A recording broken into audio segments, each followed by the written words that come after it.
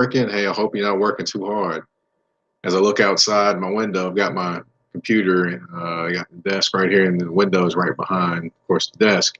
Looking outside, and of course, I was out there earlier doing about 4 miles walking, and it was cold, 20 some odd degrees out there, freezing. So, yeah, did 4 miles, 20 some odd degrees. Yeah, I did it. But okay, I started this chat today. Not doing my usual show touring the ASC South. Just coming in to talk sports. Just randomness, random sports. Whatever comes to mind, I will be talking about. And you're more than welcome to join if you want to jump in. Just let me know, and I'll shoot you an invite. Let's see. It says, hello from London, Karinder Mali. Thanks for joining. Said you're a Lakers fan. Lakers fan all the way across the pond. Oh, okay, cool. Yeah, they won last night. It was an odd game. They were down 22-2 to the Grizzlies in the first quarter, and then end up winning the game by 10 points. I mean, Kyle Kuzma, 20 points, 10 rebounds. A lot of Lakers fans are on him a lot, but he got an extension, 3 years, 40 million. He's not going anywhere. He'll be there. So, I mean, I think he's a good addition to that team anyway. A lot of people try to tell me I'm wrong and crazy and all those different types of things, but hey, I like him on that team. I mean, he fits that team to me. So, it is what it is. People can like it, people cannot like it, but hey, they're still they're still won the game. He still is a benefit to the team, and there you have it. That's all I got for you there. As far as let's see. Well, since we're talking about the Lakers, Anthony Davis, hasn't necessarily had the same season. A lot of people were saying it's this person, that person. The reason why he's not having a good season. No, I would say it's just hey, he's not as healthy this year, of course. Also, you've got more players to take the load off of his hands. Basically, I mean, he doesn't have to go out there and be Superman every game. You got two of the best bench scorers in the NBA that they added this year in Montrezl Harrell and Dennis Schroeder. Of course, Schroeder is moving to the starting lineup and moved LeBron off the point guard spot. But hey, they're still solid, and definitely definitely a team to contend. Team that's going to contend again for the championship. Let's see who I'll bring in here today. Yep, there we go. Like I said, to anybody that's watching, you can jump in at any point in time if you want. You want to jump in, you can if you want. Anybody can jump in. It's a sports free for all. We're talking any and everything you want to talk. If you got a question about anything in sports, hey, pop it in the chat. We'll talk about it. But, I had a couple things on my mind of the day. The reason why I know I invited a few people, the reason why I invited Peter is because, not because he is very popular in HAPS, and of course, is part of the team, but I'm going to talk about Russell Wilson and those interesting comments. Hello, and day. Hello from St. John. I'm pretty sure it's probably warm there. Hopefully it is warm there. Like I said, I'm taking questions. Oh, that's frozen. Wow. Huh. That's frozen here too. It's 28 degrees. I went out and it walked in 4 miles this morning. So yeah, it's 28 degrees. And yeah, it's supposed to be some ice coming our way. And I'm looking out the window now as I'm talking on the computer. I'm looking out the window. So let's see. Information Man. What is going on? Man, if you all have not checked out Information Man's show, like I told him the other night, he is like a superhero of information. He's going to give you the real, and he's going to throw it all out there for you to hear. And definitely appreciate you, brother. And, if you want to come on and talk sports, you can, man. Just let me know. I was getting ready to talk about the first situation. First thing I wanted to talk about was Russell Wilson. He had a little interview the other day, and he was talking about. Good to see you as well, information man. Let's see, and you're welcome. Uh, what he was talking about the other day was, in the interview, he saying, hey, he doesn't know, and essentially saying he doesn't know if he's going to be in Seattle next year. Where that kind of stems from is, his camp feels he gets hit too much. Now, some people will say, the old school get off my lawn people will say, hey, he's a quarterback. He's supposed to get hit. Those things are supposed to happen. But what I can also mention to you is he's had a offensive line that's been made up of defensive linemen converted to offensive linemen. He's had a offensive line of basketball players converted to offensive linemen and just subpar offensive linemen. How much is he supposed to take before he gets tired of it? How much is he supposed to take? Is he supposed to keep taking it until he gets injured and can't go out there on the field? And then they let him go? Is that what's supposed to happen? Is he supposed to just, continue to run around like a magician back there, like he's Fran Tarkenton? Well, I mean, what all is he supposed to do? He's doing the best he can possibly do.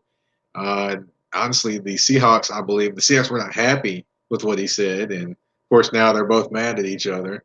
So what would be interesting is if he actually entered the market. Now, if he entered the market and they said they were going to trade him, can you imagine how many teams would want him out there? I mean, I've already heard the Cowboys, that's been mentioned, but of course they've got their own situation. They won't pay Dak Prescott. That's a whole other situation in itself. Then you have let's see, you have a few other different teams that are out there. I mean, there's a lot of different teams that would sacrifice their quarterback for him. I mean, imagine him with Bill Belichick in New England, because Bill Belichick would definitely be interested. So, I mean, imagine that. I mean, of course, they don't have great weapons in terms of wide receivers. However, they do have deep pockets this offseason. And also, I mean, they have a better offensive line than Seattle can dream of at this point. I mean, it's just their offensive line has just been putrid. It has been bad. It has been covered up by the ultimate deodorant, which is Russell Wilson. So, I mean, honestly, I wish they would get him more help out there. Unfortunately, they haven't done so far, and you're a 49ers fan. Hey, well, guess what? I may live in Nashville and may talk about the AFC South and the Titans and things like that, and I want the Titans to do well, and I hope they do well. But I'm a 49ers fan as well. Information, man. My cousin actually played for them as well. Quentin Patton. He played wide receiver for him for 4 years. So, yeah, it'd be interesting if he ended up there. I don't think they would trade him interdivision though. That probably would not happen. It would be interesting, but it wouldn't happen. Definitely something the Bears watching in Seattle. And, definitely the reason why I hit up Peter on here. If Peter ever wants to show up or stop by or anything like that, or Pablo wants to stop by or anything like that, which what I'm going to do, I'm going to actually tag both of them to see if I can get them to come on in here. Get Peter to come in here. That would be interesting to see if he would come on in and wanted to start talking sports with me about Mr. Russell Wilson. But, hey, it is what it is. If it happens, fine. If it doesn't happen, that's fine too. Screen is freezing. I don't know what is going on. Screen is freezing. Yikes. That's not good. Screen's freezing.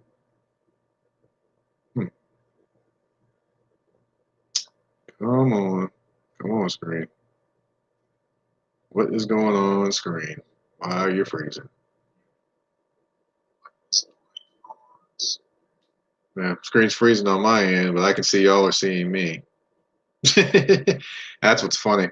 But yeah. Let's see here. As far as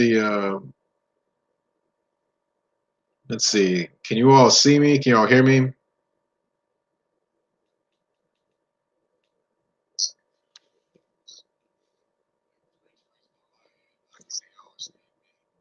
All right. There we go.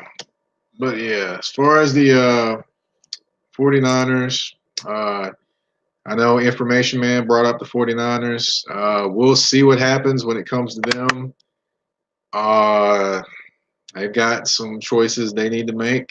Of course, you have George Kittle coming out. It's who's the starting tight end for the San Francisco 49ers coming out saying, hey, we like Jimmy G. He's going to bat for Jimmy G. You've got the the ops coordinator and head coach Shanahan going to bat for him as well.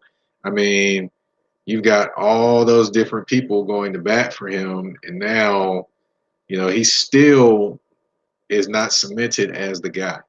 I mean, honestly, if you watch the team, they depend on the running game a lot, uh, and that's their bread and butter. After depending on the running game, then the play action passing, things like that. But when it comes down to the running game being stopped, and you need your quarterback to make a big play, or you need a big drive, Jimmy G has kind of shown that he is not that guy. He's not that guy. He just isn't that guy. I mean, honestly, I don't know, if he will ever be that guy. So, it's going to be interesting to see if they stick with him like they said they are. Uh, if they don't, it'd be interesting to see who they bring in. Uh, which brings me to another football point. You see how we're kind of intertwining all these. Thank you, Information Man, for bringing out the 49ers because it kind of helped me intertwine my points here. All right. Now, we've got another team that's got a quarterback that doesn't want to be there, and that's the Houston Texans. Now, of course, they've got Deshaun Watson. Everyone's heard about Deshaun Watson. And coming up on Thursday, I'll have Aaron Wilson from the Houston Chronicle coming on with me to talk about everything going on in Houston. And specifically, we're probably going to talk about Deshaun Watson a good bit. So, for those that don't know, Deshaun Watson doesn't want to be in Houston anymore. Has told them, and of course they keep saying, "We want him. We want him to stay in Houston. He's not going anywhere." That's what you keep hearing from the Houston Texans. I mean, you've heard that from their new head coach David Culley, which he's in a precarious situation. And then you have a new GM. He's coming in saying, "Oh, he's not going anywhere. He's staying. He's this, he's that, and the other." And it's just an interesting situation. An interesting situation. He doesn't want to be there. He's let it known. He's requested a trade. And of course, they continue not to hear him, continue not to want to oblige by his wishes and things like that. But honestly, some people are telling me, oh, he's got to show up. He's got to do this. He's got to do that. Well, technically, he's going to get fined if he doesn't show up to training camp. But I'd love to see if he doesn't show up to training camp, what happens. I'd love to see it. I would love to see it because I believe that, if he doesn't show up to training camp, then potentially you've got issues. You've got issues that can happen. You've got issues. He could force their hand. And the great thing about his contract is he has a no trade clause. So, with that, wow, he could make some things happen. He could kind of force their hand because, or try to force their hand. A lot of people will say he can't force their hand and they're still in control. Well, technically they are in control, but, if he doesn't show up in camp and they get closer and closer to the season, do you think they'll trade him? Do you see them trading him? I could potentially see it. I could potentially see it happening. I mean, if y'all don't mind me, I'm kind of sharing everything around. So people want to talk sports, they can jump on in. But yeah, I'd love to see it happen. I mean, I'd love to see him force their hand because it's obvious that he doesn't want to be there. It's obvious that he wants out of Houston. I mean, and just look at just the track record of Houston. I mean, they trade his best wide receiver. They trade for Laramie Tunzel and for So Laramie Tunzel and Kenny Stills. Laramie Tunzel has had the most false starts of any offensive lineman in the NFL, and he just got paid an extension. So there's that. And then you have Kenny Stills that's not even on the team anymore. I mean, I've kind of lost track of where Kenny Stills is, unfortunately. But yeah, he's not in the league anymore. So that's what you have. That's what you got. I mean, honestly, now they've traded those two people away, and they have no first round pick. No first round pick at all. None. So what do they do next? What do they do next? I mean, what do they do? I mean, honestly, they've got to, honestly, if they want to make that team better, if they want to start building a different culture there, if they want things to be better, fortunately, I think that means they need to trade Deshaun Watson. And they may not want to do it, but you got to do it, and you got to get a quarterback in return. Because I think this haul that they want coming back is a little unrealistic. I know that Matt Stafford got two first round draft picks, and they got a starting quarterback and Jared Goff coming back to them and things like that. When they traded Stafford from Detroit to Los Angeles, but you also have to think as well. I mean, are you really going to get 3 first round picks, 2 defensive starters that you want, and then that still leaves you without a quarterback? Is that really all you want? Tell me, because I really want to know. Is that really all you want? I mean, honestly, that's not going to make you greatly better. I mean, you're still missing Deshaun Watson. I mean, you could draft a quarterback. That's true, but I mean, it would make more sense to me to get a quarterback to come in, maybe draft a quarterback later rounds, and go from there. Maybe get a veteran quarterback. I don't know, but definitely 3 or 4 first round picks. No, I don't see that happening. I don't see that happening, so they can get those dreams out of their head. I don't see 2 defensive starters. No, you may get 1. Why don't you get 1 in the quarterback? Why don't you try that? Start there. Let's go from there. How about that? But if they don't want to do that, that's on them. That is their choice, their decision, and they can go from there. It is what it is. I don't have any dog in the hunt on this one, except for if he goes to the 49ers. So, other than that, hey, if that happens, it happens. If it doesn't happen, then fine. Doesn't. As far as there's another player, of course, on that team as well that's recently been in the news, and that's J.J. Watt. J.J. Watt has had a different experience in Houston. Of course, he's unhappy with the organization. Of course, he wouldn't have asked for his release if he wasn't happy there. But, anyways, he asked for his release from the organization. Of course, they granted it to him. A little bit different how they talked about him than they talked about Deshaun Watson. But, of course, that's a topic too. We'll get to that. But so they granted him his release. He'll be active the teams will be active trying to get him. A few teams you've heard mentioned: the Titans, the Steelers, and the Green Bay Packers. Green Bay Packers, of course, that would be interesting if he went there. They do have the Smith brothers on the outside there. Who knows? They maybe have to get rid of one of them to get him. I don't think they'll get rid of. I don't think they'll get rid of Preston Smith if they get rid of one of them. I mean, they've got pretty solid up front defensively. I don't know if J.J. Watt is what exactly they need. Because if you watch the NFC Championship game, their corners were getting toasted all game. And they need cornerbacks more than they need J.J. Watt. I mean, the only thing I would say is J.J. Watt would help them is maybe run defense. But other than that, they need cornerbacks bad. Kenny King does not, or sorry, King. I can't remember his first name. I don't know why I keep calling him Kenny King. But anyway, I might be right. Anyway, he's not necessarily the corner they need. They need an upgrade badly. I mean badly. I mean, you can't get beat by Scotty Miller when you're supposed to be in the deep third again, the NFC Championship game. You can't get beat like that. That just cannot happen. But yet it did. And they continuously picked on King the entire game.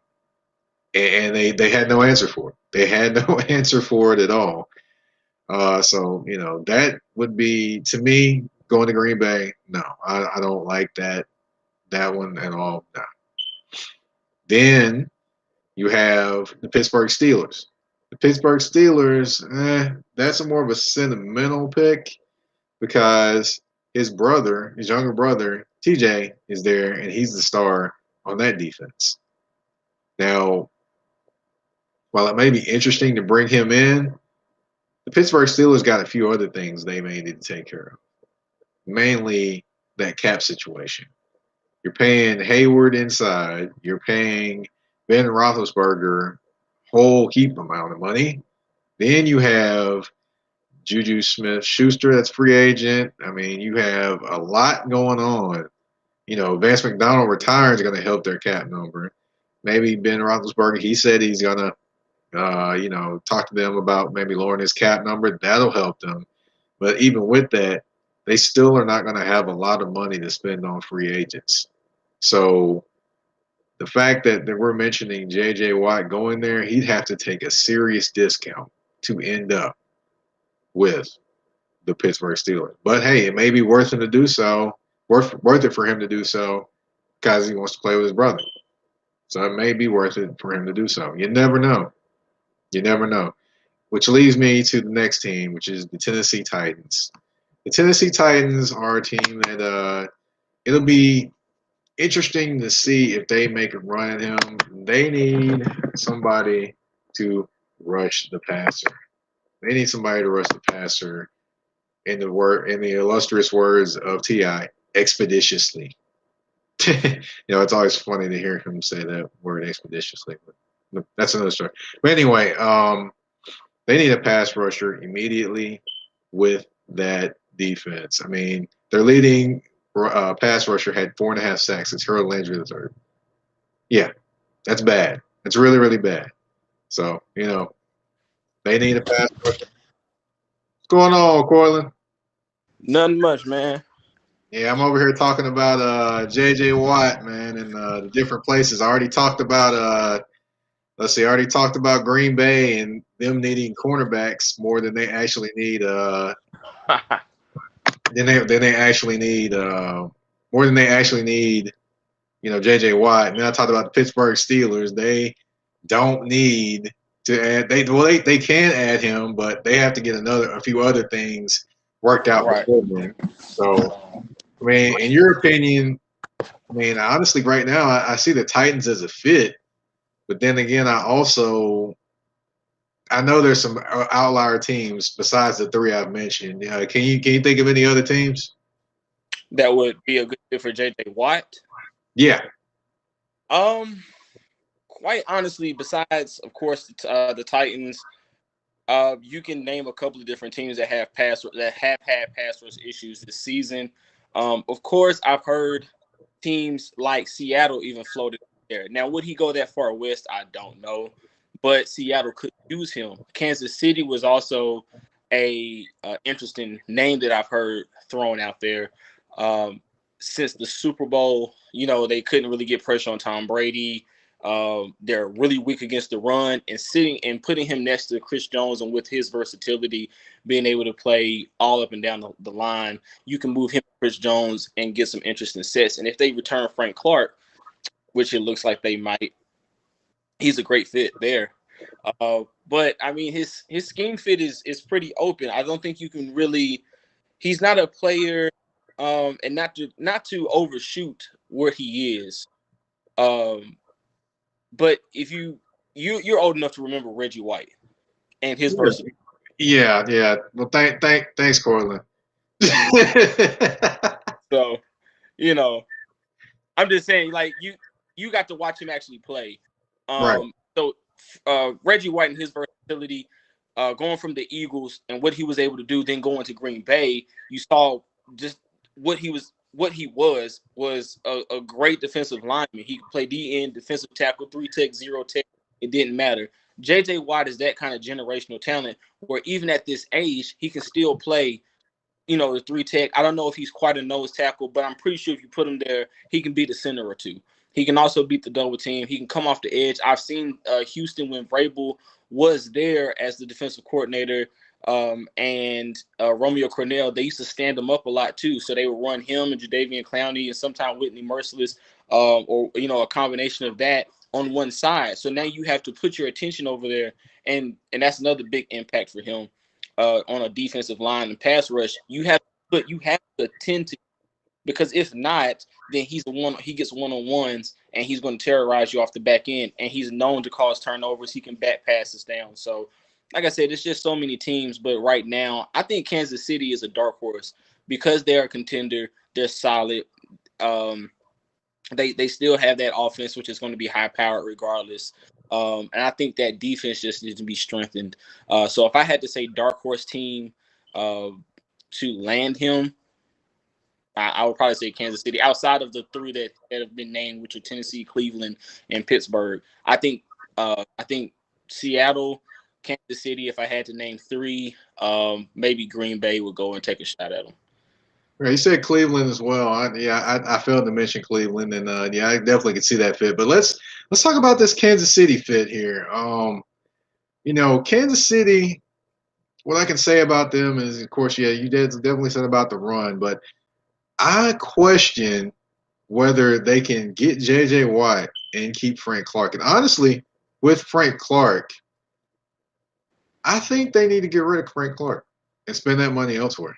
That it can be in a situation where you're kind of like what Green Bay did 2 seasons ago when they got both to Smith.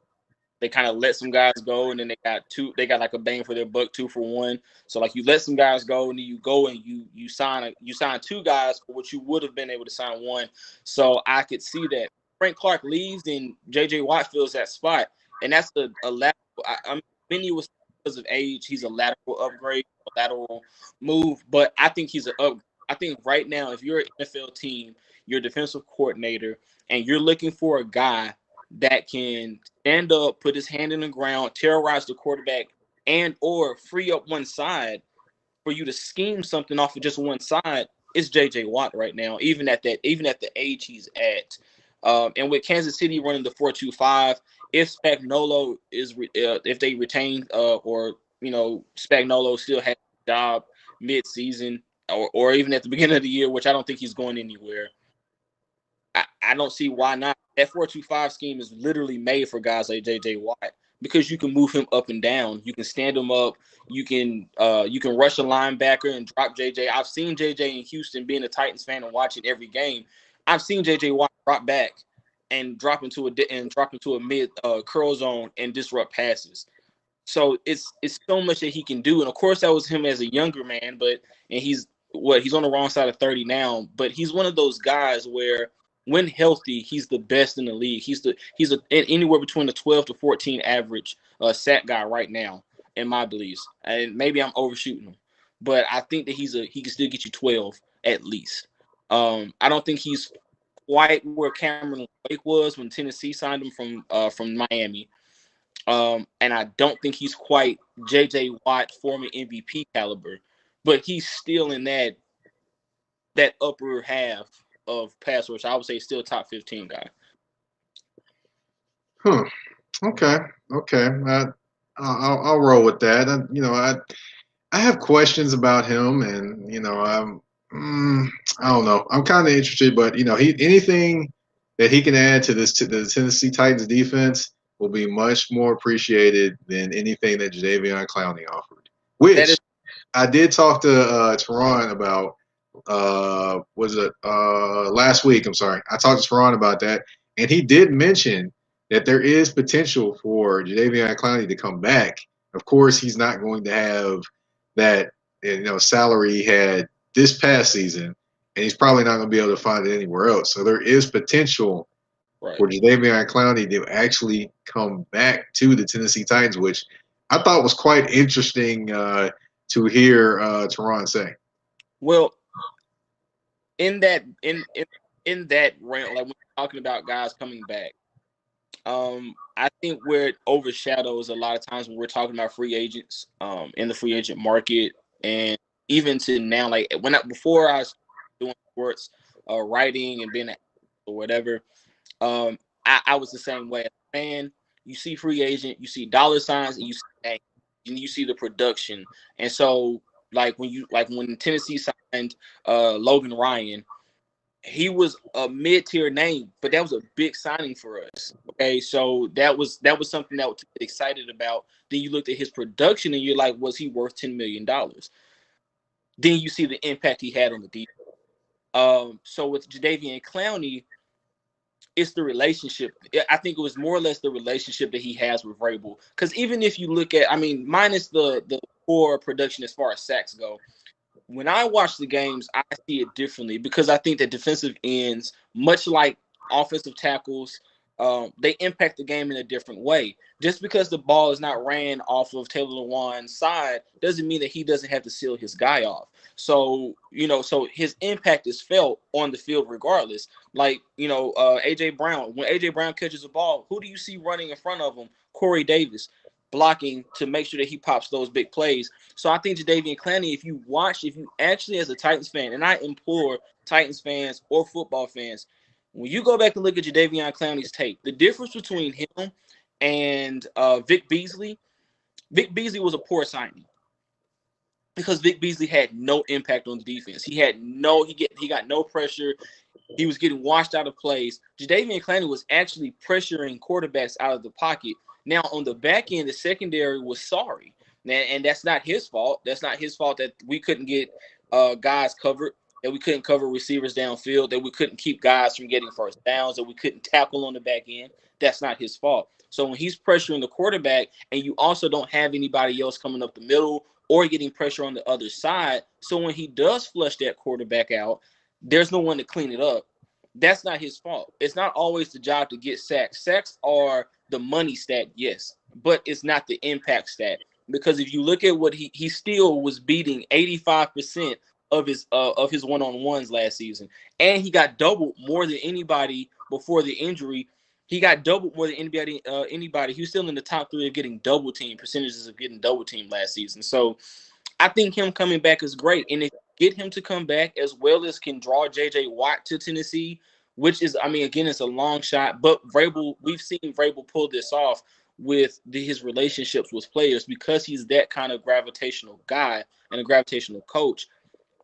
This defense goes I think this defense goes above what you could imagine. Definitely with a first-round pick in the top 25, which you can go anywhere between corner if you feel Adoree Jackson is not enough, or if you end up releasing Malcolm Butler.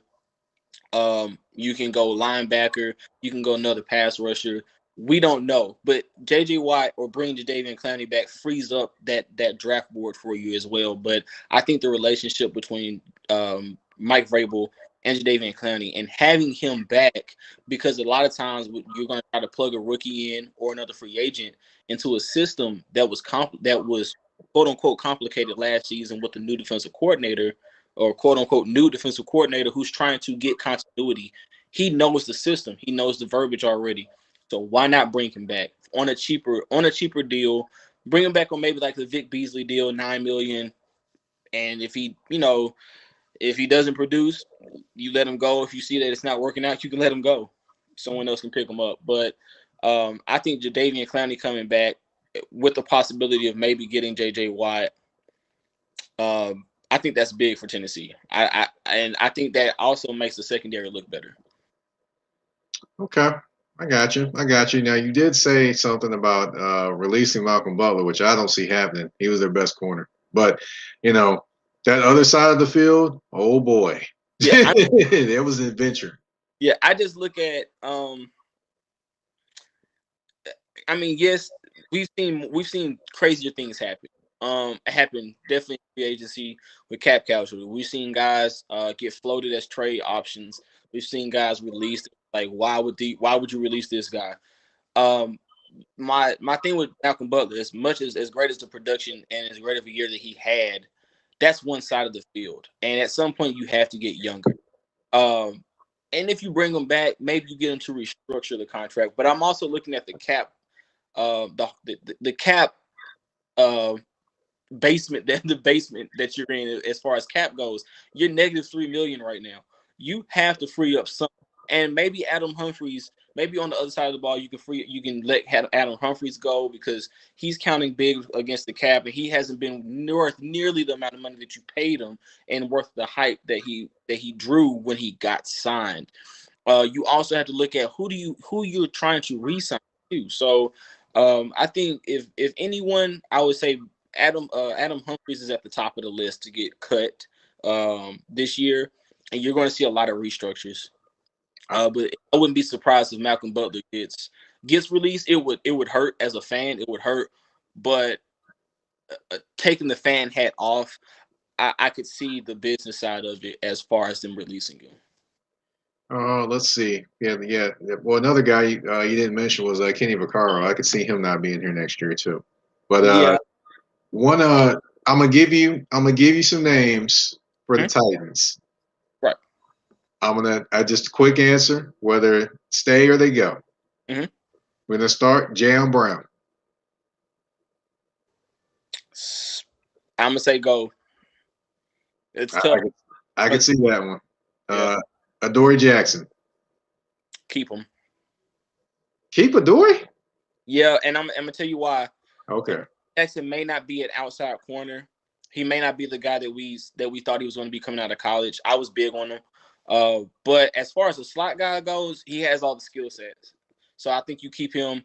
Maybe you don't pay him the big time outside corner money. But when he did what he did in the playoffs a season or 2 seasons ago, covering receivers in Baltimore, covering guys in New England, and even in that first half of the Kansas City game, you see that he has the ability, and I don't think you count against the guy for having an injury that kept him out all year. Okay, I give you that one. Daquan Jones. I think you can let Daquan walk. I think you can get someone that can give you equal or comparable production for what the money that he's going to ask for. Gotcha. Okay. Let's see. We're gonna go offense now. Mm-hmm. We're gonna say Corey Davis. I'm gonna say keep. It's gonna be tough though. It's gonna be tough to retain them, but I want to say keep. I think you put all of the stops out there to try to retain them. If you can't, you gave just your best shot. But I think you put all your ducks in that basket right now. I don't think you can find another receiver in the draft or free agency that can do what he or give you what he gives you. Okay, and the last one I'm gonna think of Jonnu Smith. You definitely keep him. He should be first priority. He's Delaney. He learned a bunch of Delaney Walker, and you see that maturation going on. Last year, he up to the point of basically, I don't know why he was getting washed out of the offense. Essentially, maybe it was the emergence. I said the same thing when I was watching him play. I was like, why is he not getting the ball anymore? He opens up the offense so much. And that's the same thing I was saying. I don't know why he's getting washed out of the offense, but up to that point, he had 8 touchdowns this past season. He was leading tight ends in touchdowns, and that's big. So when you watch him, and maybe I don't know what Arthur Smith was thinking last year when you watched that guy of the offense, and then Anthony Ferguson was getting more. Jeff Swain was playing more, and I'm like, I don't know if Jonnu was hurt or what was going on. Maybe, like I said, maybe it was the emergence of the 2 outside guys in A.J. Brown and Corey Davis, or maybe it was just leaning on Derrick Henry just a little bit too much. And I know that sounds crazy because I felt like he was an MVP candidate and he's the driving force of the offense, but I feel like you leaned on him just a little bit too much, and Jonnu Smith accepted it, and that's great team chemistry there for him to have accepted that role, just like Delaney Walker would have. I think that mentoring really helped him learn to take that in stride. But I think you keep him.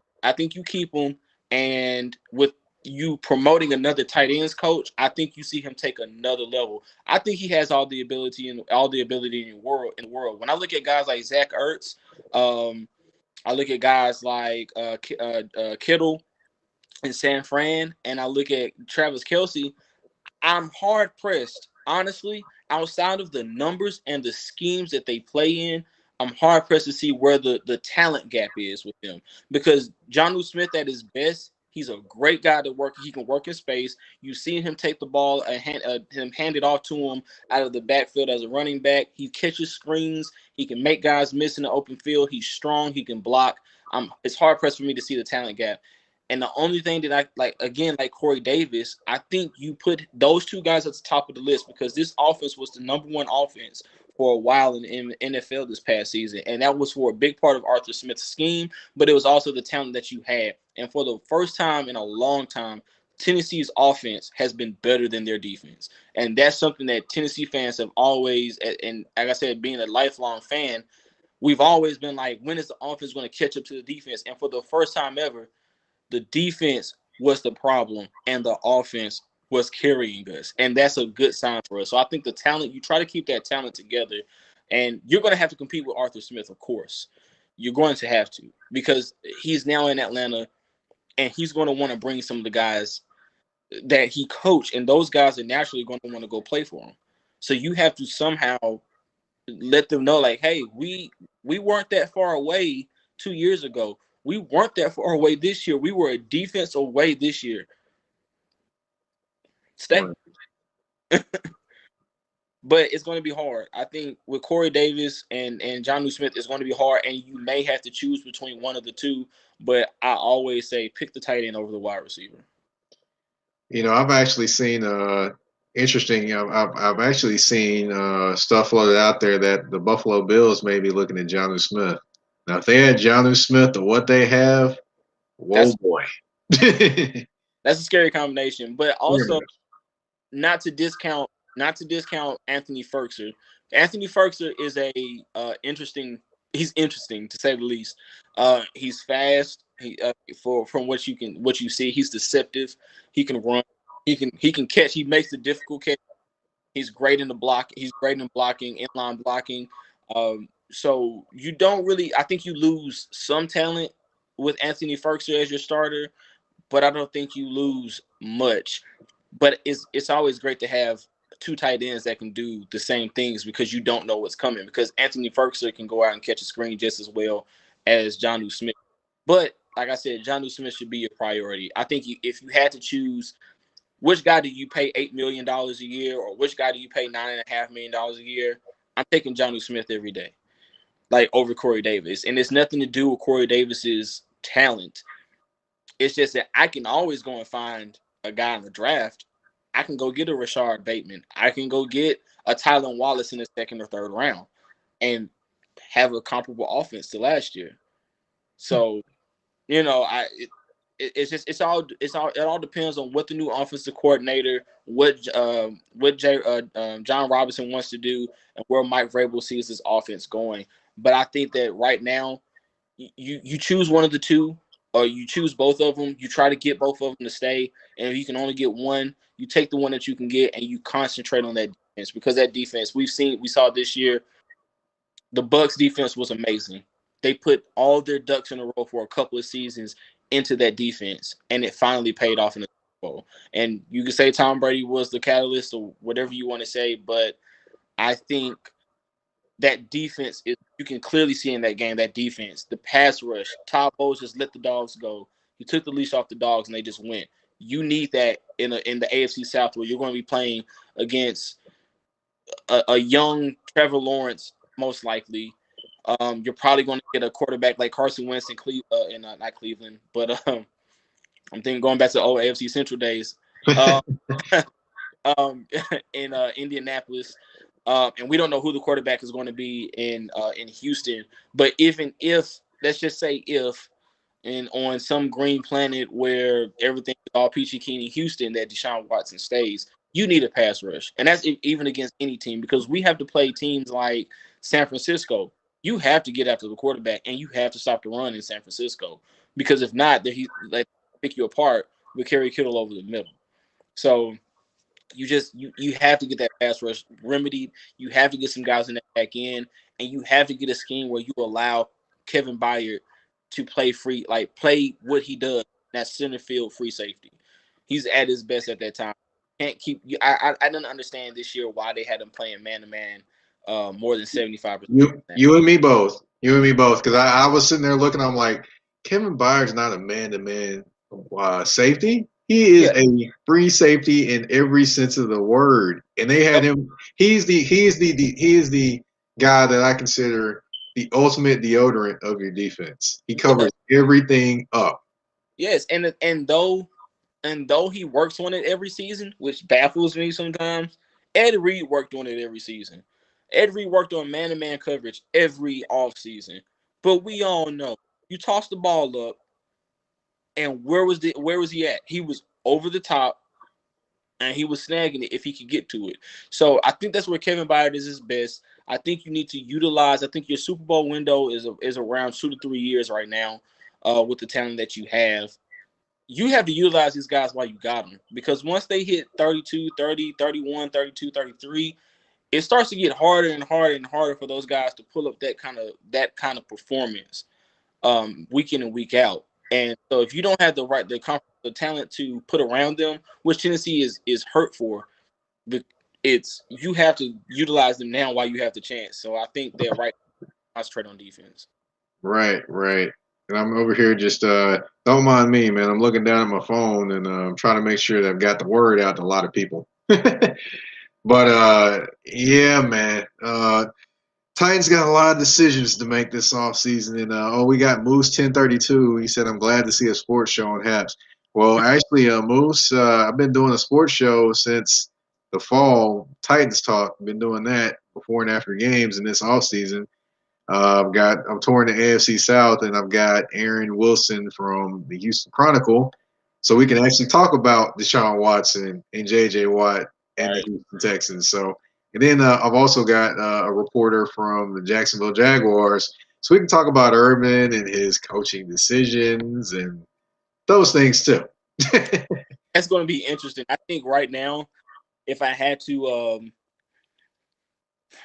put a grade AFC South coaches and like just the upside of what the AFC South can be, the sky's the limit, because Urban Meyer, as much as I don't think that college coaches can come into the league, or guys that have been primarily college can come into the league and just kind of overtake and run a team and put them on top. I don't think you're going to see something like that. I think the last guy that was really just turned the team around like that was Jimmy Johnson, that came straight from college, and brought that system to the NFL, and it actually made sense and worked. But I mean, you can go and you got Cliff Kingsbury. You got what's the coach? Mike, coach in Seattle. I never think of his name. Pete Carroll. I don't know why I always blank out when I think of his name, but Pete Carroll. What happens? Pete Carroll, you got those guys. So you got Cliff Kingsbury, Pete Carroll, those guys that come from the college ranks. But we've also seen the flip side of that. We've seen guys come from the college ranks, i.e. Nick Saban, and it fizzles out, and he goes right back to college and goes back to where he's comfortable at.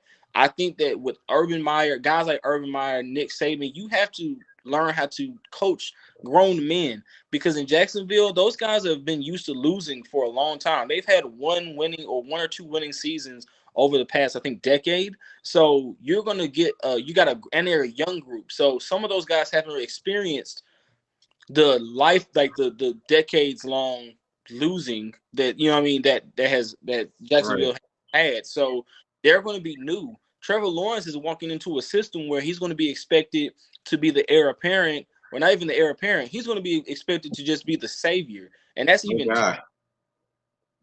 that's tougher than anything. So I think that I think that you have to.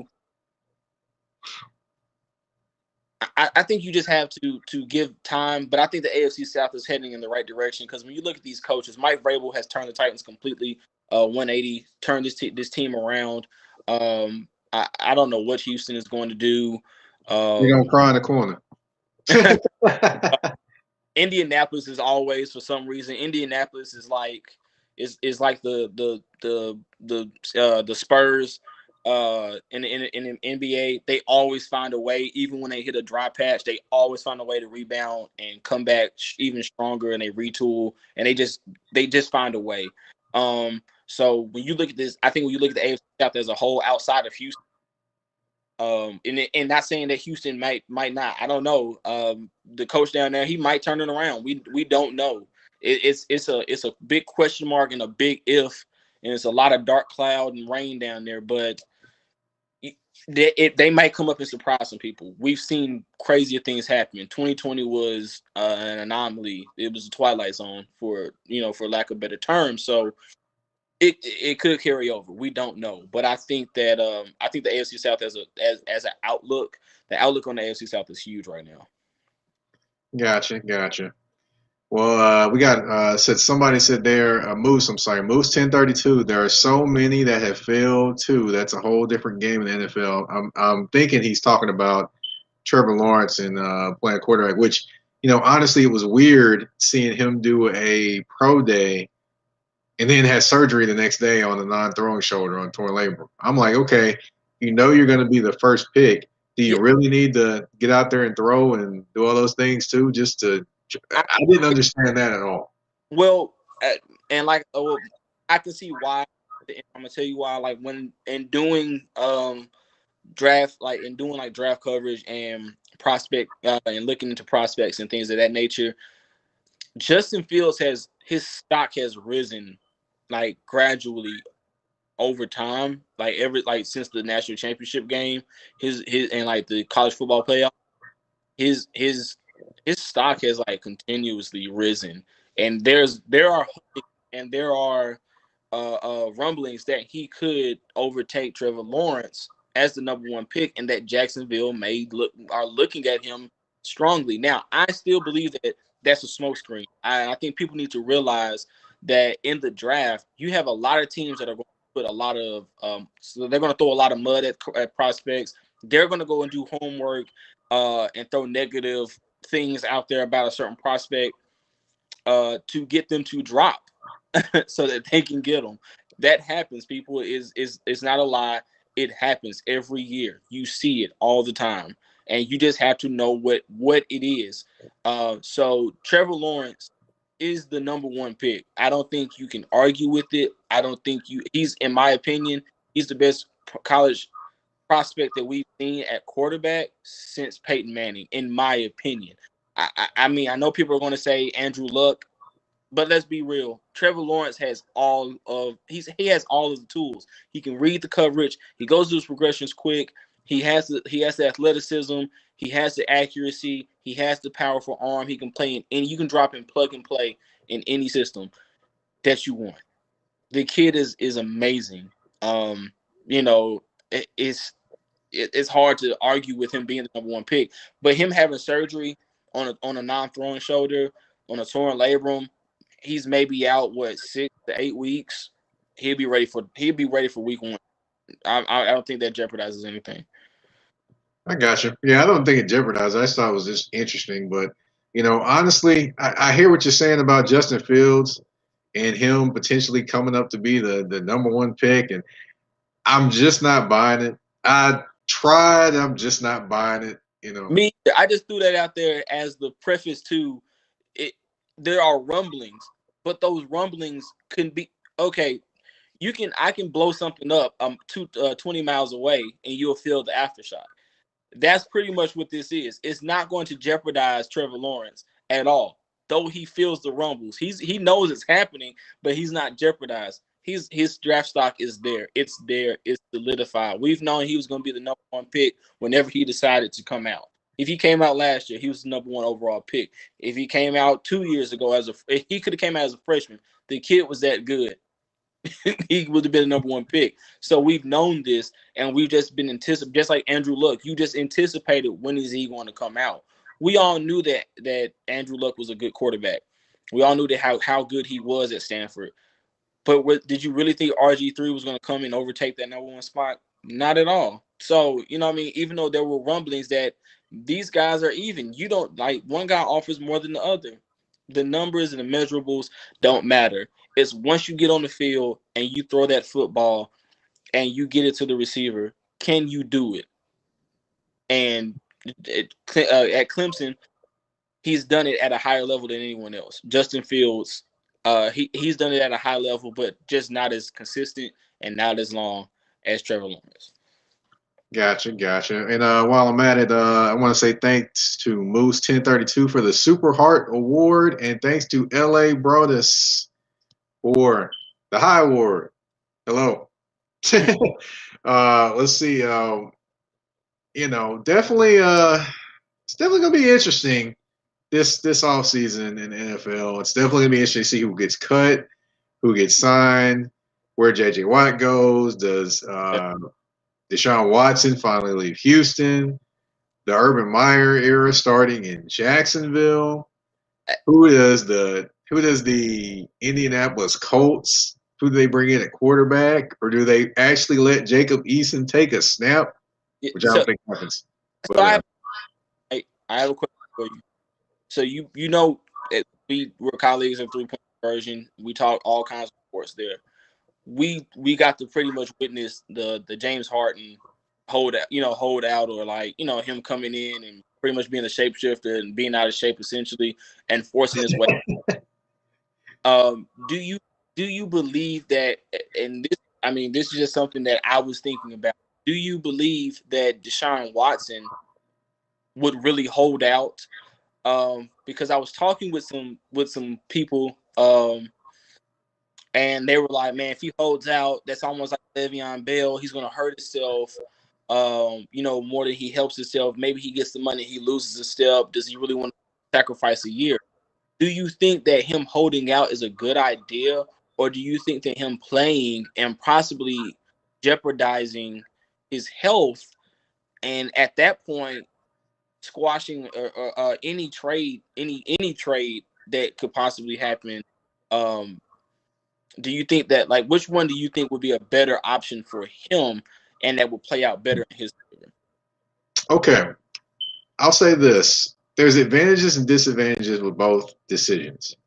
If he holds out, of course, he could potentially, come back, get traded, and then, with not, enough action, things like that, your hamstrings, stuff like that could be, compromised. If he comes in, of course, he gets injured potentially, and he's out for the season or out for a particular amount of time. And thank you, Mawa Honda, for the subscription anyway. But, there's a couple different potential things that could happen. Me personally, I would force their hand. I would sit out. I would go Terrell Owens on them and be on my front lawn doing sit-ups, crunches, everything. Like, hey, I want out. I'm chilling. I'm put a lawn chair in my driveway, sitting there with a lemonade. Like, hey, you gonna trade me today? Oh, not today. I'll be back out here tomorrow. I'm sitting out here with my lemonade. You gonna trade me today? I'd be there every single day, telling them that I am leaving, showing them that I am leaving until they let me leave. And I get that. My thing is, I'm with you. I think that the holdout would be better. Yeah. But I think you show up to camp. This is the reason why I say you show up to camp. I think you show up to camp, you get them camp checks, and then you let them know, hey, look, I need to be traded by week 1, or I'm not showing up. And you let them know, this is the impact that you're hurting yourself more than you're hurting me. I'm a top 5 quarterback, possibly top. Honestly, I put Deshaun Watson in the top 3 sometimes. It depends on what week you get him. But he's a top 5 quarterback, no question. He's 25 years old. Him and Patrick Mahomes. I think Patrick Mahomes is the best in the league, honestly. But when they play each other, I don't see the difference, except for Patrick Mahomes can make throws that no other human being can make. But Deshaun Watson, when he's at his best, when he's healthy, when he has an offensive line, he can run, he can throw the ball with accuracy, he can throw the deep ball, he can throw the short ball, he makes good decisions. If I'm him, I'm like, look, dude, regardless, if you don't trade me this year, I'm gone next year, and I'm going to go and get $200-something million on the free market. So either you trade me, you get something now, or I'll walk off and you get nothing. Right. Right, 'Cause, right. You know, I will say this. I was being a little bit facetious with what I would do, but I yeah, was I just didn't. being funny. But but But I, I would say he definitely needs to make a point that he definitely wants to be out of there. yeah, You know, and he definitely needs to let them know, hey, I mean business. I'm not, you know, to be played with when it comes to this. I would tell him, and if Deshaun Watson is watching this, which I hope he is. Deshaun, I'm telling you right now, either you tell them like I'm not JJ Watt and I don't like y'all that much. I'm not going to go. Yeah, I don't care. I'm not walking away. Or you go sign with Clutch because they all, Clutch always gonna get you right. Yeah, yeah, definitely. You know, yeah, Rich Paul definitely makes it happen. Yeah, Rich Paul definitely makes it happen. I mean, I mean, when I negotiate my deal, I'm going to holler at Rich Paul, and you know, he gonna give me every cent on the dime. I'm You calling, I'm calling Mav and Rich and being like, "Hey, look, know. you know, I ain't, Oh man. I ain't asking for much, but whatever you can give me, y'all, y'all I got, hear you there, man. I y'all, hear you there. Now, if you want, hey, you want to stick around, you can, man. I'm going to talk a little bit of NBA. that's fine. I'm good. Whatever you, hey, I'm down for it. All right, and then of course, you know, nobody has talked about what we haven't talked about is we haven't talked about anybody's social media, which of course, you know, we're coming through on the Haps app. If you want, go ahead and sign up, subscribe, and get notified every single time that I jump on, and you'll get sports talk like this. Moose 1032, I'm talking to you, man. Go ahead and subscribe. And so that way you can get these notifications, get the sports every single time, get these interviews, all those things that you want. I got it. And you know, definitely if you want to subscribe and want to support, go ahead. You know, drop off coins, whatever you want to do. Hey, I'd appreciate it. I'm pretty sure. Hey, move subscribe. There you go. But you know, I'll say this: just hey, I appreciate it, and just hang on and enjoy the ride because definitely we're gonna have plenty of guests, and we've got one this week, we've got one I believe next week, and I may have a Hall of Famer coming on in about 2 or 3 weeks. Yeah, Mike, you've been doing it big, man. Like, just watch. Mike over pulling out the all the stops, man. Well, I feel that the people watching, I want to give them what they want. This is a free app, of course, but I'm trying to give them their money's worth. Oh yeah, for sure, for So, sure. you know. And if you would, go ahead and tell them where they can find you on social media and what you got going on, man. You can find me on Instagram at Gristradamus. It's spelled like it sounds, GRIFFSTRODOMUS. I post on there more personal things, but I'm also post. I'm going to start posting the more videos like monologues about sports. You can also follow me on here on Haps. I'm finna start doing some more sports coverage on here too as well. This is my first time really being on Haps. But it's a great app. Dan Thompson and Mike, they kind of brought me here, and I've been kind of looking into it and seeing like how to use it in the interface. But I'm finna start getting more into it. So just follow me on here, follow me on my Instagram, and enjoy, cause I'm bringing it. I don't hold punches like Mike. Oh, I hold punches. Oh man. Oh man. Well, look, hold on. I got my phone now. Hold on. I'm gonna go follow you real quick. No, I already got you. I'm just kidding. But yeah. As far as we did talk NBA. I mean NFL, but of course, you know, it wouldn't be a good segment unless we talked, or a good sports show unless we talked some NBA. Right. Now, of course, we've got Golden State Warriors out there. We've got the LA Lakers. We got the Chicago Bulls. But we're not going to talk about them right now. We're going to talk about the New York Knicks. Yeah, I went to the New York Knicks. I said it. We're going to talk about the New York Knickerbockers. This is one of the few seasons where you can actually talk about it. Hey, I'm trying to bring sunshine, not rain, man. Come on now. Come on. But here's what we're going to say about the Knicks right now. The Knicks, when they brought in Tom Thibodeau, I did not expect them to play the way they're playing. Let me explain. I did expect them to play hard defensively, but I didn't expect them to be as imaginative offensively. I just didn't expect it. You got Emmanuel quickly coming in off the bench, and you've got who else you've got? You've got Emmanuel quickly off the bench. You've got now they've got Derrick Rose and him coming in off the bench, which I think Elfrid Payton should be not starting anyway, but that's a whole other story. He's out for the You've got I mean Julius Randle playing point forward. I mean That's RJ Barrett being solid on the offensive end. I'm just like, this is probably the best offense that Tom Thibodeau's had in terms of offensive talent playing well. And we aren't even talking about Kevin Knox, which honestly he's very talented, but I don't think he's going to reach that potential there in New York. But it is what it is. But what do you think about the Knicks this year and their potential of making the playoffs? Yes, I said making the playoffs, Knicks fans. Making the playoffs.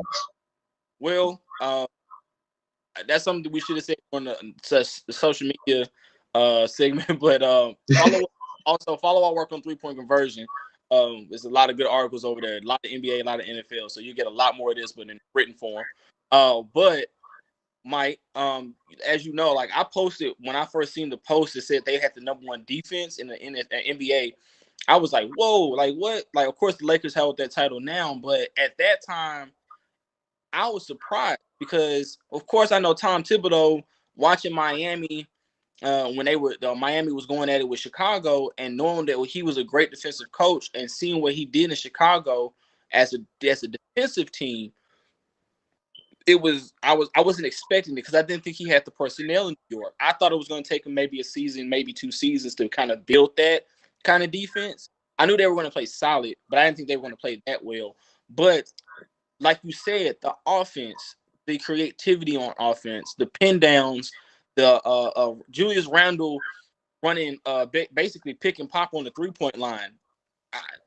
You don't see that often. Like with a defensive coaching, a defensive minded coach like Frank Vogel, like last year. Of course, you got like with him, you have LeBron James and AD, so you expect the offense and LeBron to kind of facilitate the offense and kind of work it. But over there, you don't have a LeBron James or AD or the Russell Westbrook or someone that can be an offense driver or an on court coach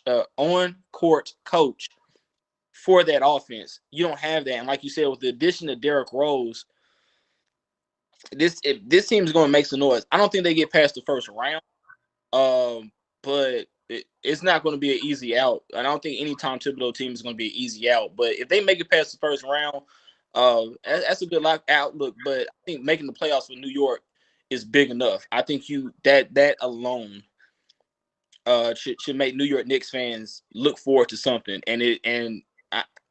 At this point, I think you have to be happy with what you've seen, the product that Tom Thibodeau is bringing on the court right now, because it's for a while. Like I thought that the Lakers and the Knicks were going to fall into squalor, like in the NBA. I thought they were going to be in the NBA basement because I was like, there's no way you're going to save these two franchises.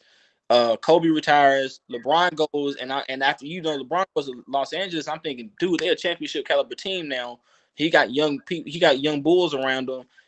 They're gonna get it. They don't make the playoffs, so that kind of makes you like, well, if LeBron James can't help it, who can?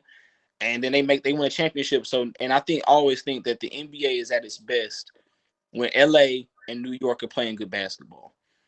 I think when you got those coastal teams playing good basketball, it's always better for the NBA when you got your two biggest markets playing good basketball. And then the Bulls with Billy Donovan, like you said, when I mentioned the Bulls, but the Bulls are playing good basketball too. So I think they're NBA royalty as well. So, but the New York Knicks making the playoffs, that's huge.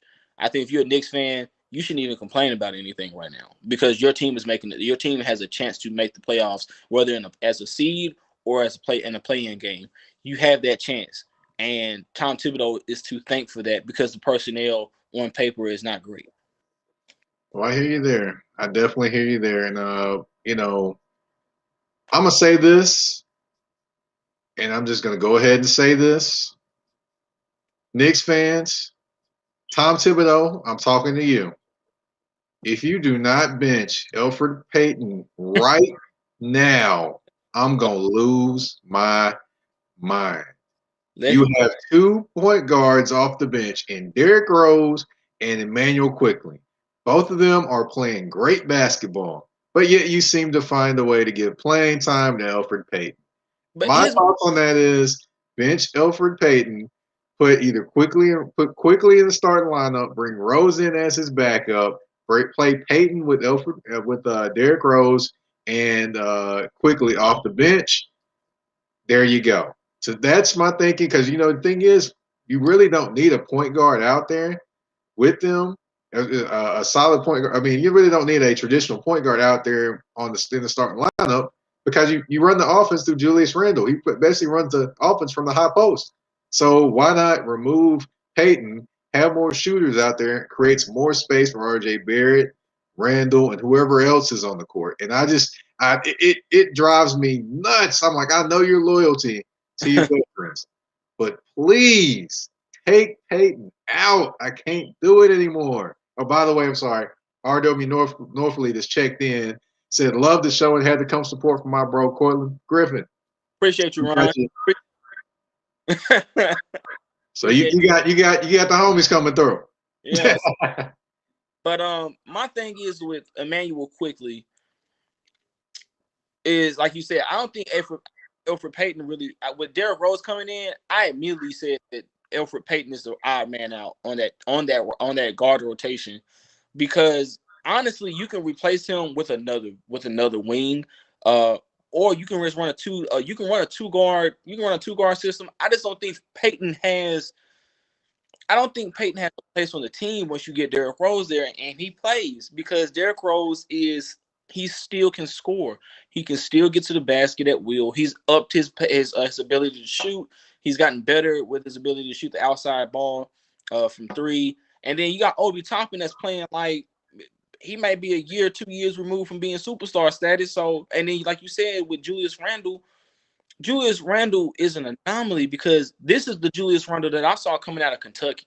Right. Like before the injury, like before Los Angeles. This was the Julius Randle that I think Los Angeles thought they were going to get. Because he's running the point, like you said, he's running like point power forward. Like he's high post throwing, he's pinned down, he's throwing pin downs and he's putting up 3-point shots, he's shooting the mid-range, he's backing guys up under the goal, he's creating mismatches. It's crazy. Like this is something that you can build off of. Honestly, like you can build off of Julius Randle. You can honestly make Julius Randle for the next how long would you say Julius Randle has left in the league? Maybe 6-7 years. Yeah, I give him that. You can make Julius Randle your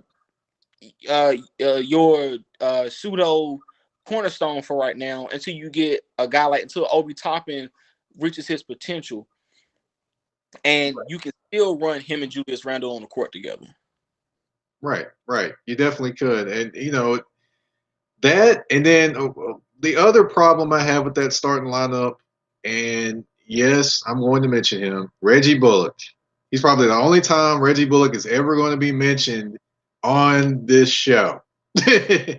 Because he's in the starting lineup. I understand he was a shooter at one point in time, but he hasn't given you much shooting in a while. Why not take him out of the starting lineup? Why not take him out of the starting lineup and put Kevin Knox in? Why not? You're not getting anything out of Kevin Knox right now. Put him in the starting lineup. At least, to me, I just don't understand how he hasn't unlocked Kevin Knox at this point. Well, I just don't understand it. I think. Remember when we were talking about Tom Thibodeau being hired in New York in the group chat, right? Right. We were saying that the thing with Tom Thibodeau is you don't know if younger guys are going to get the playing time that they deserve, whether they have talent or not. Right. I think that's the Grim Reaper, the dark cloud right now over the New York Knicks, and it's the only dark cloud because everything else is sunny and green, given what it's been. So I think when you're saying he hasn't unlocked Kevin Knox, I think it's Kevin Knox has to prove, Coach, I'm better than him. Like, and if I'm Kevin Knox, I'm going to Tom Thibodeau. I'm saying, Coach Tibbs, look, 1-on-1. I'm pulling my Michael Jordan, Kobe Bryant card out. Hey, look, me and Reggie, 1-on-1. Let me dust them off, and whoever lose first to 10 by ones, whoever lose goes to the bench. Like it's got to happen because with like you said, Reggie Bullock, when Los Angeles traded for Reggie Bullock from Detroit, right? I thought that was a great trade because I was like, Reggie Bullock is a 35% 3-point shooter. He gives you some athleticism. He gives you some perimeter wing defense. He's better than what you had at the time. And then he goes to LA and he manages to shoot 22% in the games that he played. He had a league low perimeter defensive rating in Los Angeles. And I'm like, that's either, I don't know if that was a product of Boy, that was ugly. Yeah, product of the coaching, or if that was a product of Reggie Bullock. But now that has become more clear to me, it is Reggie Bullock. It is not. It wasn't the product of the coaching there. So he's not a great, like you said, he's not giving you much shooting. I don't know if he's hurt. I don't know if his confidence is shot. I don't know what's going on. I don't know if it's the fact that he's getting older or it's the fact that he has a younger guy looming over his shoulder that he knows is better than him. But you have to make a change at some point. Kevin Knox is a better defender. He's more athletic. He can shoot comparable to what to what Reggie Bullock is shooting right now. He can shoot, I think, better, equal to, if not better than that, and he gives you a better rebounder on the court as well.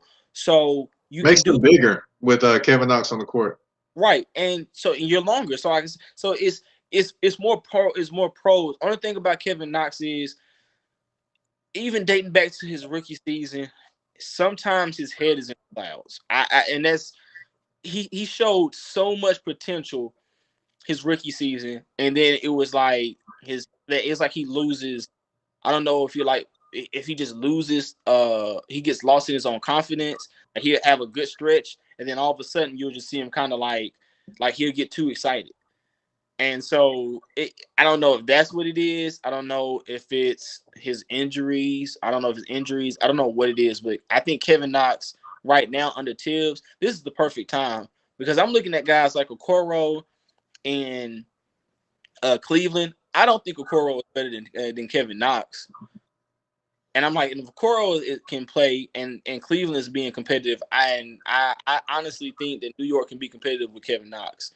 Like, I think Kevin Knox and Okoro are similar because they're both athletic wings. They can both guard 1 through 3 effectively. They both can rebound. They both can shoot. I think if you're picking Kevin Knox or Okoro right now, Okoro being a rookie, Kevin Knox is the better option. And like you said, like with Reggie Bullock, I just don't see how you don't sit him. Him and Elfrid Payton shouldn't even be on the court and play sometimes. Like, right. There's certain matchups, definitely in the conference, when you're playing teams like Boston at times, or you're playing teams that are long, like Orlando and athletic, you're going to have to put some longer, more athletic guys on the court. And Reggie Bullock keep up with Jason Tatum, and Elfrid Payton is going to get cooked by Kemba Walker every play. So and then you got Charlotte coming up big, so you're going to have to play against them, and they are as long as they get. So, and they can shoot and rebound. So I think with your coach Thibodeau, I think you need to make a change. But as of right now, like I said, the outlook for New York is a much better than anyone could have imagined right now. So I think the change will come, but I think right now New York Knicks fans are, and I think as an NBA fan, I think you should be happy with what you're seeing right now. Gotcha. And so we got a member of the Habs team, Brett Walker, saying hello from Los Angeles. Hello to you, Brett. Go ahead and sign up, subscribe, man. Get some sports knowledge in your life, man. Check us out. But as far as let's see, we talked about the Knicks. Of course, that was a team nobody expected me to bring up and talk about. Let's go to another team that nobody really expects me to talk about, and that's the Midwest. No, I'm not talking about Chicago Bulls. I'm talking about the Minnesota Timberwolves. We just saw Karl Anthony Towns come back. He's had a tough year, a tough past year with his mom passing from COVID, family members passing from COVID, car accident when he's out in Los Angeles. That happened and nobody really talked about, or he didn't really mention it. Then you had, then he had COVID himself, and he was out for a while, but he finally got back to the court. I'm looking out there at him playing against Charlotte. He's shooting, he pump fake, sidestep, shooting a three. He can do everything on the court. And he's got D'Angelo Russell there. He's got Malik Beasley having a career year. Of course, when he's not talking to Larsa Pippen, but that's another thing. But he's having a career year there. It's just they can't get any wins, even with that type of talent. Is it time for him to force his way out of there? I want to say Cat should force his way out, but I think Cat is more or less in a situation. It's hard to say it's similar to Shaq in Orlando, but I think Cat has kind of ability. I think he's a big that was drafted to a team that thought that that's what he was going to be. I thought, and honestly, when the Bulls picked him up, he played amazingly. I thought that I was like, man, because I think he came out in the draft with Jahlil Okafor. Am I correct? Yeah. Jahlil Okafor, he of no defense. Right. But when him and Jahlil Okafor were coming out, and I was like, who is this kid from Kentucky everybody talking about? I'm like, because Jahlil Okafor coming out of Duke, and I'm a North Carolina fan. I'm like, he was mashing us in the face up under the basket all year long. Who is this Karl Anthony Towns kid? And then I watched it, and I was like, wow, this dude he's got talent, but I don't think he got enough bricks in his back pocket. Like I just didn't see it. And he gets to the NBA, and his maturation process and his skill set shines. And it's made for the modern day NBA. It's made for it. I think that if you're Karl Anthony Towns, I honestly was surprised that he came back from the COVID thing after losing 7 family members from to death from COVID, and then getting it himself in the car wreck. The guy has been through a tumultuous time during this pandemic, so I was surprised. I think that shows a lot of heart. Does he stick it out? I think that would show a lot of commitment from him to stick it out. But Ron says, I hope my Celtics pick him up, but I don't think that's gonna happen, Ron. But I will say, if you are a team looking for a big and you need offense down low in the post, i.e. maybe a Cleveland team, like Jared Allen is good on defense, but or if you're a team and this may not happen at all. If you're a team like Atlanta, hear me out. John Collins wants out. Clint Capella is great as what he is, a defender and pick and roll player. Imagine having Clint Capella at the 4, Karl Anthony Towns at the 5, and being able to run that offense like that. And Karl Anthony Towns, you have to respect him as a shooter too. That's crazy as a big. You say as a 7-footer, you have to respect this guy as a 3-point shooter. Then having Trae Young and Bogdan Bogdanovic, and having Cam Reddish Kevin Huerter, DeAndre Hunter, and DeAndre. Yeah, and DeAndre Hunter. So you imagine having that, and we're talking about Brooklyn having firepower. That would be firepower down south too. So you have to compete with the best team with the most talent right now, and that's Philly and Brooklyn on that side of the league in the East. So Brooklyn can't defend water right now. So. Oh boy, yeah. Brooklyn is with that turnstile defense. For the New York City fans, you go to the turnstile and you jump on the subway. Yeah, they're that turnstile you just push over and you just where you are. I don't even think it's a turnstile there. I think it's just walk through the door. as Uncle Shay would have said, it's just a conga line to the basket. I'll say this. When it comes to Karl Anthony Towns, I mean, I like your idea, but I would say Capella is going to be the 5, and Towns is going to be the 4. But either way, they're interchangeable at Yeah, that point, so it really doesn't matter. and you can run pick I, and roll pop I with would either say one. they would be, man. That'd be trouble on the pick and roll. But I would say this: as far Hey, as Mike. Karl Anthony Towns, what's that? Hey, I gotta go. I gotta go. My my wife has some plans for me for my birthday this weekend, so I gotta Well, go. well, happy birthday, man, and thanks for coming on, man. And I appreciate it, man. Mike, you doing great. This is a great show. I'm glad you called me on to be a part of it. Hey, y'all follow Mike. He's great. His work is great. He's a good guy. Thanks, man. No problem. All right. Peace. All righty. Well, that was a fun sports talk there. Uh, Definitely talked a lot about teams you didn't expect, the Knicks and the Timberwolves. I was going to give him my perspective on Karl Anthony Towns. As far as Karl Anthony Towns, I can see him staying there maybe another year, but after that, I can say he's probably not going to be there longer than a year. I can see him going to another team. I don't see him going to Boston like Mr. Norfleet said in the comments here. But I can see him going to another team, of course, obviously. But I don't know. Maybe you could swap him and Aiton when it comes to Phoenix potentially. He likes playing with. He likes Devin Booker. Him and Devin Booker are pretty cool. So I would see that. And I mean, you never know. You never know what can happen. But I think eventually he's going to have to leave Minneapolis and go somewhere else. I mean, honestly, another team that Cortland didn't even bring up was the Chicago Bulls. I mean, you have Wendell Carter Jr. at center. You have Laurie Markkinen at power forward. I don't think either one of those guys has been exactly what the Bulls thought they would be. So why not package those guys and move them along? Put Otto Porter with them this year. If you want to do it this year, put Otto Porter with them. And his contract would balance out that trade to bring over Karl Anthony Towns. Or you have John Collins. You could reach out. The Bulls could reach out to the Hawks for him as well, and he would slide right into the power forward position there.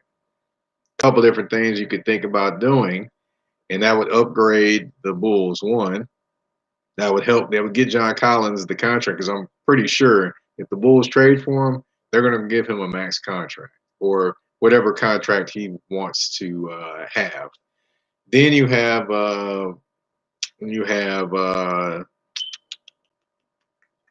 then you send Wendell Carter and those guys down to Atlanta. I will say you may have an issue there with that trade just because you have Wendell Carter and Clint Capella.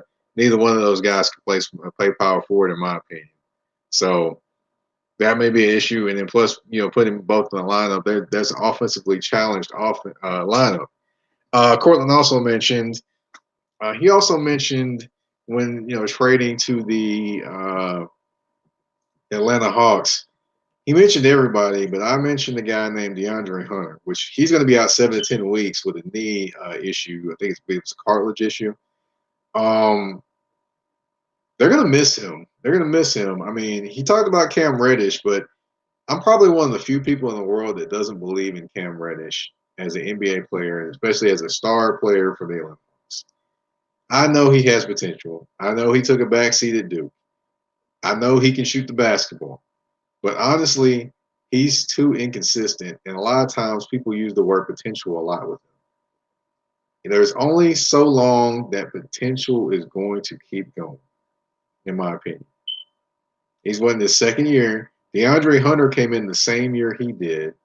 And DeAndre Hunter is grown and got better offensively. I can't necessarily say that about Cam Reddish. Cam Reddish is still the inconsistent guy on the court. True, DeAndre Hunter is older than he is. He stayed in college a little longer. So at this point, what Cam Reddish would be an upperclassman at this point, right where DeAndre Hunter was when he came out of the NBA draft. So, that's something that bears watching. But to me, I'm not as high on Cam Reddish. I don't think he's necessarily a horrible player, but I don't think he's as great a player as a lot of people want to say he is. I just don't think he's that guy. I think he's maybe a piece to the team, but he's not that guy. No. Hey, how you doing, Heavenly Dude? Thank you for coming in. I've been in here talking to NBA, well, NFL earlier, and I was talking NFL a little while ago. Well, NFL a little while ago, and now I'm talking NBA. There we go. Had it backwards. But definitely fun to talk on the Saturday as I look outside and see how cold it looks. It's probably still in the 20s or 30s outside. I'm in Nashville, Tennessee. And yeah, I'm in the office and in the house. So yeah, I'm just glad I'm not outside right now because I was outside earlier today and I walked 4 miles today. So yeah, glad I'm not outside at this point in the day because I don't want to be freezing. I don't want to be freezing at all. But yeah, I figured I'd pop in, talk a little sports, talk just not a scripted show or anything like that at all. Just come in, talk a little sports, see what people want to mention and talk about. Oh, and one thing I didn't mention, I forgot to mention that with Cortland while I'm thinking about it. The strength and conditioning guy with the Jacksonville Jaguars. Now they hired him. Urban Meyer hired him as to be that guy, and he knew his past. He knew his past. Say it's cold out there in Atlanta. Yeah, it's cold up here too, man. Cold up here too. We think we're about to get some ice and some snow or something up here. I'm talking to Mr. Controversy here as he checks in. But yeah, we didn't talk about. I didn't talk about it at least. The hiring in Jacksonville of the strength and conditioning coach. Now, for those that aren't familiar, he got fired or let go. I'm sorry, from the job in Iowa because a lot of black players were talking about, hey, use racial slurs and his treatment of them. Now, at first, people were going to say whatever they want to say, and they're going to say, well, oh, it might not have been proven, it might have been this, it might not have been that. But when you have that many players coming out and saying things like that, there's got to be something to it. So, with that being said, Urban Meyer hires him, said he vetted him, and he knows him 20 years, and he hired him. And then, of course, today, once people found out more about who he hired, of course, he resigns. My thoughts, never should have been hired in the first place. Never should have been hired in the first place. He may be your buddy, he may be your friend, but he isn't the type of kid that got the type of reputation you want to bring in to be one of your coaches. Because if you look at his past and you look at the players, I don't think all those players are lying about him. So, in my opinion, very bad judgment by Urban Meyer. But then again, he's used bad judgment before. Remember the coach in Ohio State that with domestic violence? Yeah, Urban Meyer hired him. And then apparently, or it's been talked about how he overlooked a few different character issues with players he recruited at Florida as well. Now, I'm not saying that people aren't above any second chances or anything of that nature, but look at the track record that Urban Meyer has had in terms of the hires and the people he's brought around him. That bears watching, and that's just interesting to me. And honestly, I don't necessarily think this is a good look for Urban Meyer again. We always had everybody always talks about Urban Meyer and him leaving programs and things like that because he went from Bowling Green, which is in Ohio, not Kentucky. The Bowling Green State is in Ohio, but then he went to Utah. Then he left Utah to go to Florida. Then he went from Florida, sat out, retired. I'm sorry, and then went to Ohio State. And he retired again, and now he's back working, and he's working with the NFL and Jacksonville Jaguars. Not to talk about, he has health issues, and of course, that comes up conveniently every time he leaves a job or getting ready to leave a job. But I'm not talking about that. I'm talking about his personal accountability in terms of people he brings around him. That is questionable now to go along with the other things that people question about him. And to be honest, I don't know if he lasts very long. I would say, you've got grown men down there. Like it was mentioned on the 3 Point Conversion radio show this morning. Shout out to Mr. Controversy and The Intellectual. I mean, they're talking about you're dealing with grown men now. You're not dealing with 19-year-old, 18, 19-year-old, 20-year-old kids that are trying to get to the NFL. You're talking to people that have made it there already. And a lot of those grown men are not going to accept the rah-rah, you yelling at them, things like that. No. A lot of them not going to accept that. So it's going to be interesting to see how that goes over, along with this mishap of hiring a coach that you obviously should not have ever hired. And honestly, I just don't.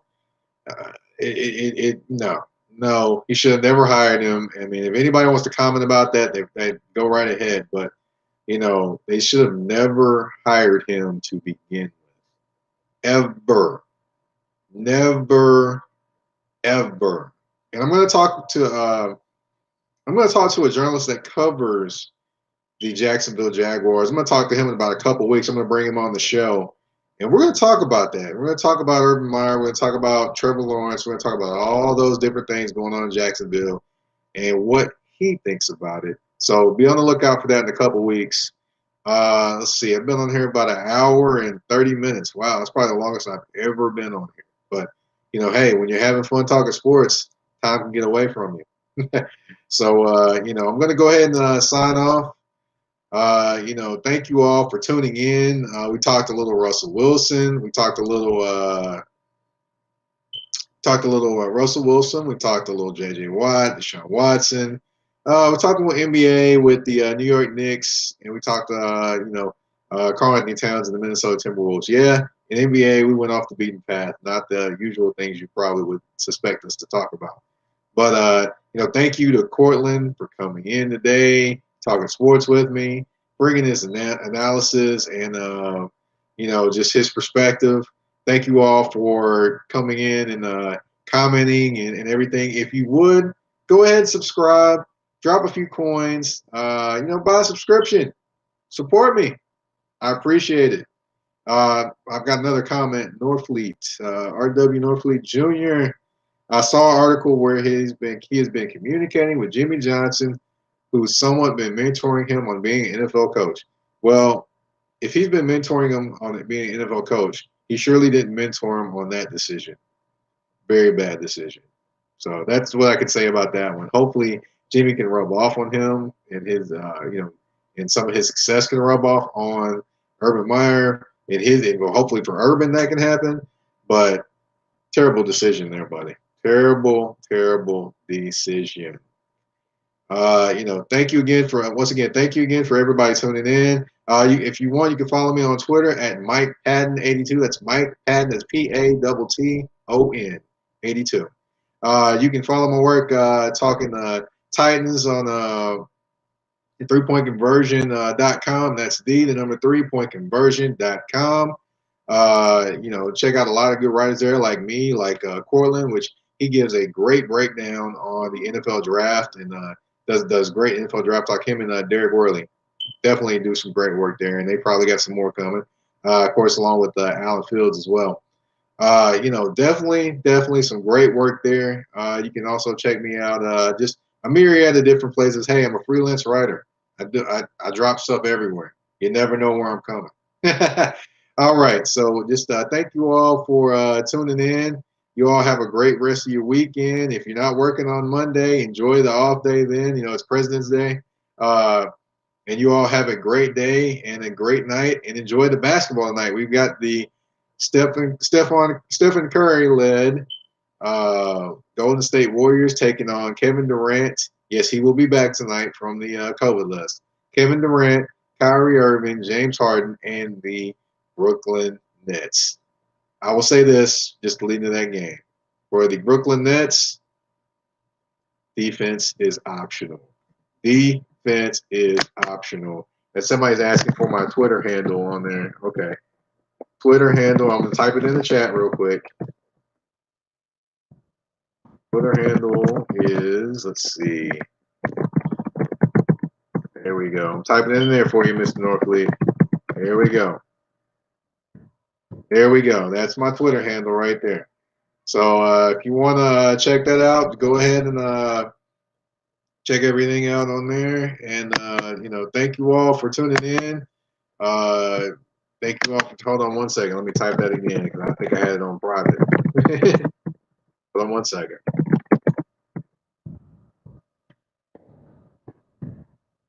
Here we go. There we go. Hopefully you can see that one there, Mr. Norfleet. Just thank you all for tuning in. Stay tuned. This week I've got Aaron Wilson of the Houston Chronicle. We're going to be talking a little Deshaun Watson and J.J. Watt and the Houston Texans this week. So on Thursday's edition of Touring the AFC South. That will be fun times. And then the following week we'll have a reporter from Jacksonville coming on, and we'll be talking all things Jacksonville as well. So, stay tuned. Have a great weekend. Enjoy yourselves. Relax. And I'll see you on the flip side.